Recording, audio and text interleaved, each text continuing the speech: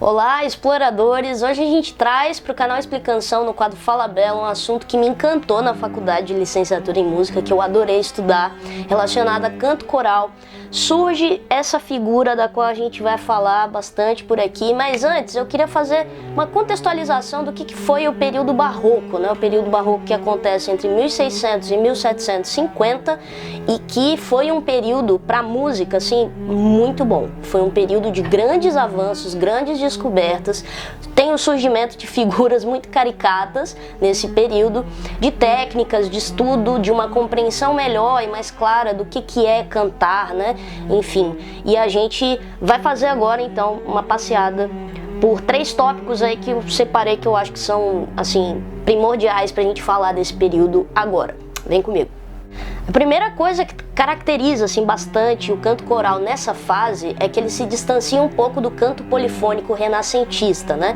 O canto polifônico ele surge lá na França através da figura do Leonin, depois vai ser aprimorado pelo Perrotin, que era aluno dele, e essas duas figuras precisam ser citadas por quê? Porque elas introduziram ao mundo o órgão, que é um canto muito específico, vinculado com a música sacra, e que tem questões, as características que a gente realmente não percebe em outros momentos da música ali, relacionadas a esse canto conjunto, né, com várias vozes.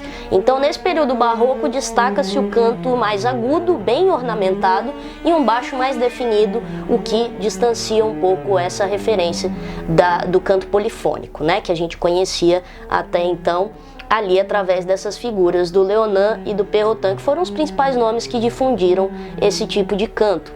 A segunda questão é o surgimento da ópera, e a ópera traz consigo várias coisas incríveis, né? Principalmente o efeito de misturar várias técnicas e artes numa coisa só, e que era basicamente a novela da época, né? As pessoas viajavam dias e entre países para assistir uma peça de ópera, principalmente através das figuras das primadonas, dos solistas e dos próprios castrati, que são essas figuras que a gente vai falar já. O terceiro ponto muito importante é que teve um homem nesse período todo, inclusive dizem que o período barroco morreu quando ele morreu. Esse cara, ele revolucionou a música como a gente conhece hoje. Simplesmente Johann Sebastian Bach, através da descoberta da música tonal, né? Até então o mundo conhecia a música modal, que era uma música que basicamente se focava mais na nota central, na nota natural, né? Sem tríades, sem harmonia, ou seja, sustenidos, bemóis, não tinha isso, né? O Bach é o cara que introduz toda a riqueza, toda a variedade de notas, de harmonias através da música tonal. Então o mundo jamais foi o mesmo depois das composições desse compositor que realmente marcou o período barroco. E posto isto, esses 3 temas assim que eu achei muito relevante de falar. Vale lembrar que a igreja tem um papel muito fundamental nisso, até porque o Bach era um compositor de igreja protestante, ou seja, muita gente estava indo para a igreja protestante, saindo da igreja católica, indo para a igreja protestante. A música era um elemento que a igreja costumava usar bastante, assim, para fidelizar essa galera, né, a população. Então a igreja católica começou a reparar que o surgimento da ópera estava desviando os fiéis para uma coisa que não era voltada para Deus, e entretendo as pessoas e tirando as pessoas da igreja, e ainda por cima a igreja protestante, que virou rival imediata da igreja católica, também estava revolucionando, né, através dessas descobertas, novas técnicas, novas formas de compor, harmonias diferentes, tudo diferente, e a igreja católica pensou, bem, eu preciso fazer algo para ficar pau a pau com essa galera e preciso revolucionar em alguma coisa também. O que eu posso aderir no canto coral e nessa música que a gente produz, que é destinada a Deus, que vai acompanhar todas essas mudanças que estão rolando nesse período. E aí, meus amigos, a gente entra finalmente na introdução dessa figura do castrato no singular, castrati no plural, né, do italiano, literalmente castrado.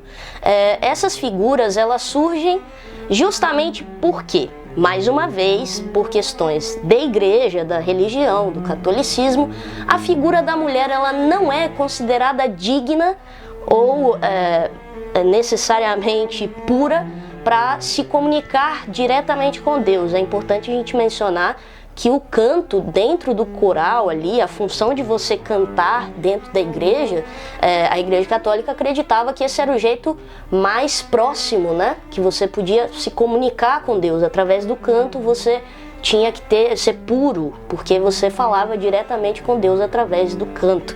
E a mulher, tadinha, não era considerada uma figura que merecesse essa honraria de cantar para Deus. Então mulheres não cantavam, o que quer dizer que os cantos, através desses avanços, dessas melodias, dessas harmonias que foram ficando cada vez mais ricas e com várias tessituras, várias tonalidades, ter um canto flat assim, só com vozes graves, estava meio que atrasando o canto coral de fazer coisas diferentes, de explorar melhor essas novas tonalidades mesmo, né?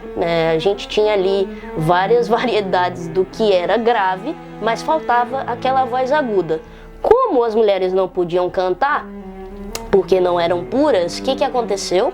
A igreja decidiu encaminhar maestros, né, para casa das pessoas, avaliar se aqueles meninos, garotos, tinham aptidão musical.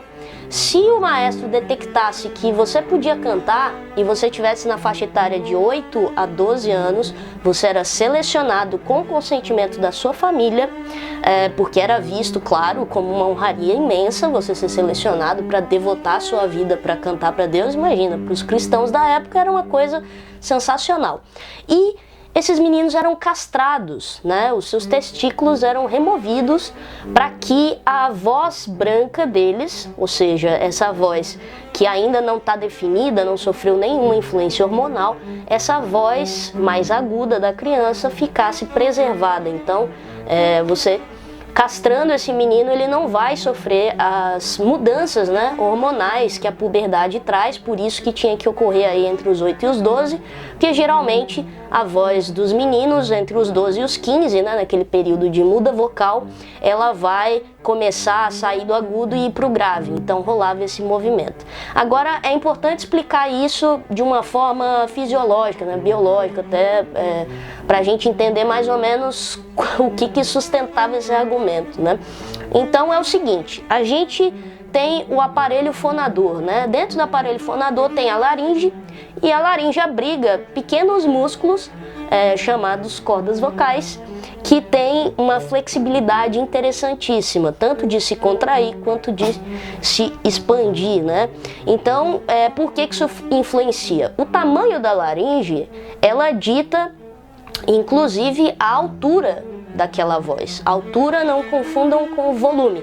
A altura na música pra gente é agudo, grave, não mais alto, mais baixo, né?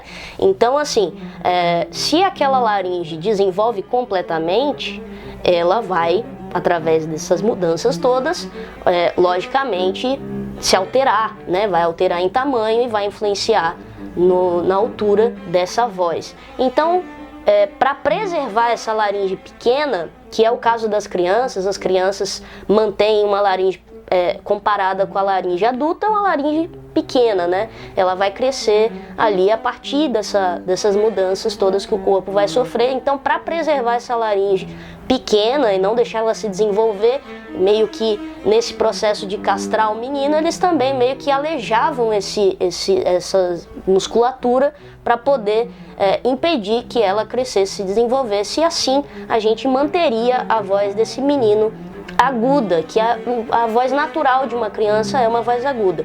Tanto que em corais, geralmente, quando crianças vão cantar em corais, elas são chamadas de voz branca, porque meninos e meninas têm voz naturalmente aguda nesse período, né? O menino vai sofrer essa alteração mesmo a partir dessa idade aí, dos 12, 15 anos, que chega a ser assim um descontrole, né? Eles passam por um descontrole vocal e influencia inclusive na afinação, que é esse período que eles estão mudando dessa voz aguda para a voz mais grave. Então, dito isso, esse era o movimento que era feito com esses meninos. Eles eram castrados nessa idade, aí, entre 8 e 12, preservavam essa laringe pequenininha e mantinham essa voz mais aguda, né? Essa foi a solução que foi encontrada para que eles conseguissem ter nos corais essa figura que cantava nessa altura, né? Porque o resto era tudo homem feito já, cantando tudo com voz grave, e de repente tinha aquela criançada ali cantando com a voz aguda. E era um choque, assim, principalmente quando essa figura vai para a ópera, né? Os castrati entram na ópera e arrebatam as pessoas, assim como solistas, como as primadonas. São figuras que surpreendem muito as pessoas, porque você imagina, você vai numa ópera, vê lá um cara barbudão, crescido, um homem feito, e ele abre a boca e canta super fino, super agudo. Era uma coisa que cativava muito, as pessoas ficavam, assim, chocadas com o alcance vocal desses meninos, né? E depois já homens ainda com essa voz feminina, essa voz mais aguda. Então a gente tem aí dentro da ópera uma outra questão também que é muito importante de citar. Esse momento, a demanda desses cantores de cantar a plenos pulmões em edifícios que ali você tinha uma orquestra, não tinha, vamos lembrar, né, não tinha microfone, você tinha que cantar com o diafragma, pulmão e gogó, não tinha boi. Agora você imagina, você tá dentro do edifício, lotado de pessoas, uma ópera inteira, uma orquestra tocando com você e você cantar num ponto de ser ouvido, de ecoar pelo prédio a sua voz, sem a ajuda de nenhum equipamento, enfim, era assim que era feito, né? A galera cantava, era segurando no gogó mesmo. Então, é curioso como nessa fase a gente começa a se atentar enquanto humanidade à técnica vocal, como que funciona isso fisiologicamente, como que o corpo reage a isso, a esse esforço todo que você faz para cantar nessa intensidade. Tudo isso a gente começou a se atentar nesse período. Antes disso não tinha estudo, não tinha nada. Inclusive surge até a partitura idiofônica, que é a partitura que é feita individualmente para cada tessitura, né? Antigamente, antes disso, era uma partitura para todo mundo, para todos os instrumentos, enfim, não tinha aquela individual como a gente conhece, né? A partitura de um instrumento, de uma voz, enfim, era uma para todo mundo. Então, você percebe que esse período, ele meio que obrigou, através dos avanços, das descobertas, a humanidade a compreender com mais clareza a voz, a música em si, essa questão da partitura, a questão das inúmeras possibilidades que surgiram através dessa música tonal que fascinou todo mundo. E aí chega essa ópera, né, que também determinou, olha só que coisa louca, como os prédios, as igrejas eram construídas, né? Por exemplo, a Notre Dame, para você ter ideia, ela foi construída, pensada na acústica do que ia ser cantado lá dentro. Então, o período barroco marca inclusive a arquitetura, cara. É uma coisa louca, assim, porque realmente é um período onde a gente está se atentando mais nas possibilidades do que o canto, do que a música realmente vai impactar todas essas coisas, né? Além da gente passar a castrar meninos, a gente também meio que foi trabalhando em cima de aprimorar tudo que envolvia essa nova música que a gente passou a conhecer com tanta riqueza, tanta pluralidade e tantas possibilidades. Agora, para concluir o assunto, né? Essa foi uma prática que durou séculos, depois acabou sendo abandonada, mas precisamente nesse momento, já que a gente já passeou pelo período barroco, conheceu como surgiu essa figura dos castrati, vamos relembrar alguns que realmente fizeram história, assim, que ficaram muito conhecidos, foram muito aplaudidos em seus períodos, né? Cada um num período diferente, mas a gente tem alguns nomes aqui para te mostrar do que foram esses caras. Eles tiveram professores incríveis e foram cantores incríveis. Vamos ver? O primeiro que a gente precisa citar é o Senesino, nascido Francesco Bernardi em 1686 e morreu em 1758. Ele foi um célebre contralto castrato italiano, particularmente lembrado hoje por sua longa colaboração com o compositor Georg Friedrich Händel. Farinelli é um outro nome impossível de não citar quando você pensa num castrati. O nome artístico dele era Carlo Maria Michelangelo Nicola Broschi e ele foi um célebre cantor italiano, também castrato do século XVIII e um dos maiores cantores da história da ópera. O Farinelli foi descrito como tendo alcance vocal de soprano absurdo e ele cantou a nota mais alta habitual da época, que foi a C6, cara. Absurdo que esse cara conseguia fazer com a voz. O Moreschi, Alessandro Moreschi, de 1858, falecido em 1922, foi um cantor castrato italiano do final do século XIX e foi o único castrato a fazer gravações solo. Todas as gravações do Moreschi foram feitas em Roma, em 2 conjuntos de sessões de gravação.